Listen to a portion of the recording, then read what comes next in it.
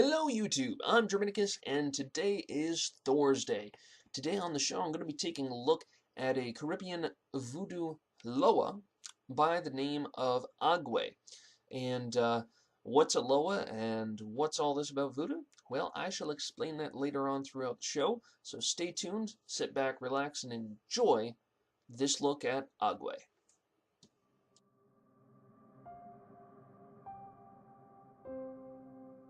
Though I have no actual evidence as to what the origin of Agwe's name is, I do have a bit of a running theory at this time, and that is, and stay with me on this, that Agwe's name comes from the Spanish word for water, which is agua.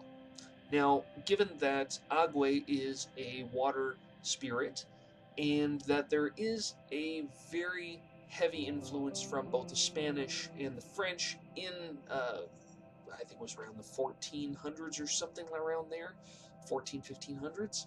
Anyway, there was a lot of heavy influence around then in the Caribbean, so it wouldn't be totally surprising if Agwe's name came from the word for water. That wouldn't be surprising at all.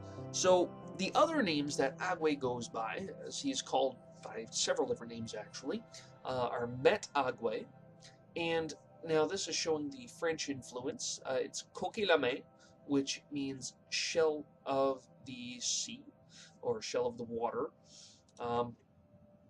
and Coquille d'Or, which means golden shell. And another name he goes by is the tadpole in the pond. Seems more of an affectionate sort of name. But either which way, those are the names that he does go by commonly. The most common being Agwe or Met Agwe. When it comes down to the depictions of the loa in voodoo, several of them are wearing more modern dress. One such is Baron Samedi, who is shown wearing a top hat and sunglasses, which is pretty neat, to be honest. Now, when it comes to Agwe, he is an African man with whiter skin, like much lighter, not like albino white, but paler. And he has green, typically green, sometimes blue, but typically greenish, sort of a sea green eyes, again fitting the theme. And as far as his outfit is concerned, he's usually wearing a naval officer's uniform.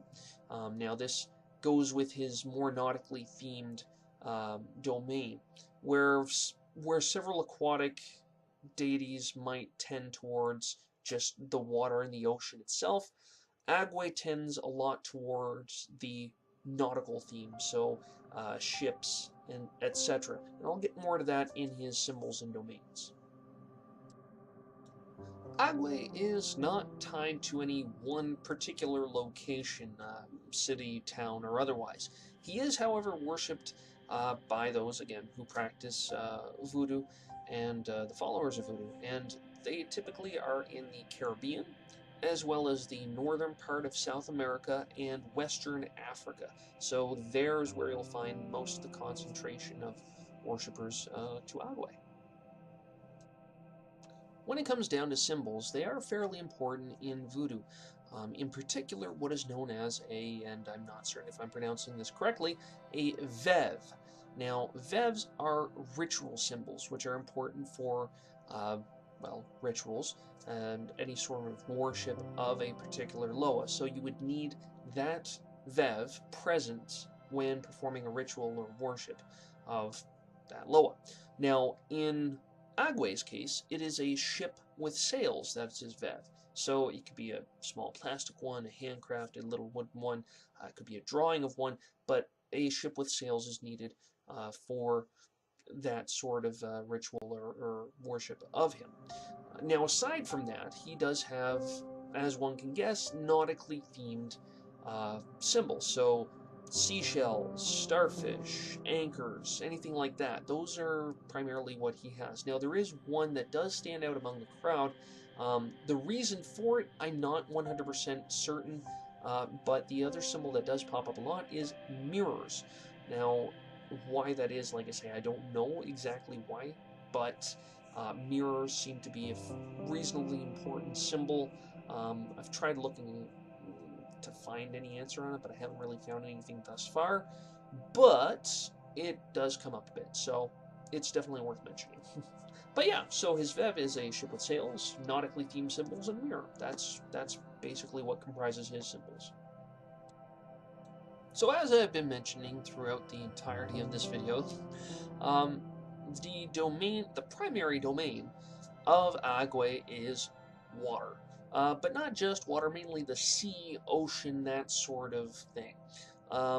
Now, in addition to the ocean and the sea, his other domain, sort of hinted at throughout my readings, it's not like, it's more like one or two sources I've found, it's sort of in there, it's wealth. Now, the reason for that is that a lot of island nations, much like Haiti and Dominican Republic, and a lot of places in the Caribbean, they rely on the sea to live, basically, for food, as well as a lot of nowadays stuff for income, for export and whatnot. So it makes sense that he is also has wealth as one of his domains. So yeah, the ocean and wealth are his two domains that I was able to find.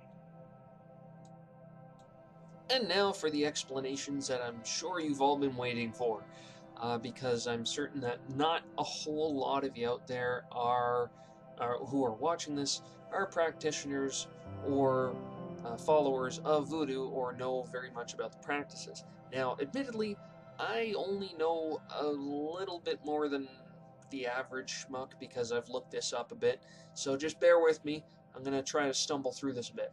So, first off, I've been using the word Loa a lot. Now, what a Loa, or it can be spelled either way, L-O-A or L-W-A.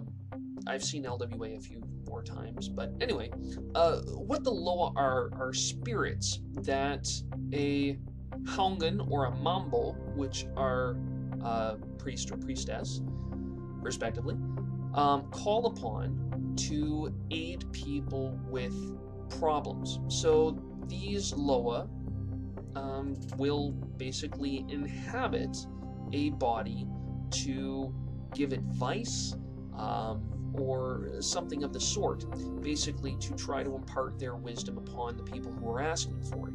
So typically how it works is that they will set up what's called a peristyle. I think it's how it's pronounced. I'm only going based off the spelling, which is a ritual place. So we'll have the symbols of that Loa in the area, and the Haungan or Mambo will perform whatever ritual is needed. And once a Loa has inhabited a body, that person who is being inhabited is called a cheval. En français, it's a horse. So it's sort of basically the spirit is mounting the body. So basically taking it for a ride, essentially. Now, when this happens, depending on which Loa is inhabiting the body, that person is given attire appropriate for the Loa. Where Baron Samedi would be given a top hat and sunglasses, in Agwe's case, he's actually given a small chair as his boat and a cane or staff of some sort to act as his rudder. So he basically will be moving around the peristyle in that manner, sort of rowing or ruddering his way around.